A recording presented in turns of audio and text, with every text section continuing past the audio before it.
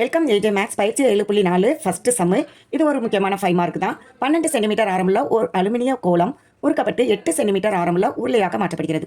உருளையின் உயரம் காண்க. ஃபஸ்ட்டு கோலத்தை எடுத்துக்கிறாங்க, அதை என்னவா மாற்றுறாங்க? உருளையாக மாற்றுறாங்க. அப்போ எது மாறாது? அதனுடைய கன அளவு மாறாது.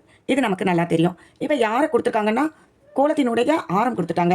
இதில் 2 ஆரம் மென்ஷன் பண்ணப்பட்டிருக்கு. 12 சென்டிமீட்டர் உருளையினுடைய ஆரமும் கொடுத்துருக்காங்க, கோலத்தின் ஆழமும் கொடுத்துருக்காங்க. அப்போ நம்ம R1 R2ன்னு எடுத்துக்கிடுவோம். இங்கே ஃபஸ்ட்டு கோலங்கிறனால R1 எடுத்துக்குவோம். அது எவ்வளவு? 12 சென்டிமீட்டர். இங்கேயும் இது என்னது? 12 சென்டிமீட்டர். இதுதான் R1. ஓகேயா? R1 கொடுத்துட்டாங்க.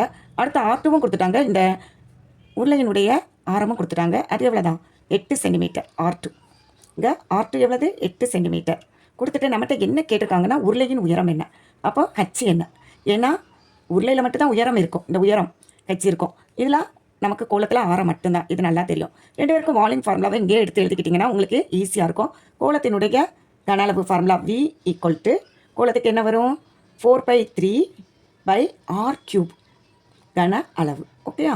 அதே நேரம் உருளைக்கு நமக்கு தெரியும் V = πr² கன அளவு.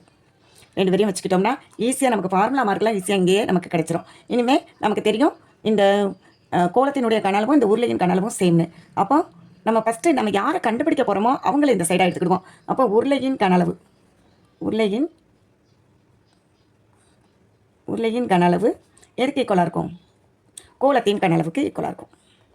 கோலத்தின் கன அளவு ரெண்டும் ஈக்குவல் நமக்கு தெரியும்.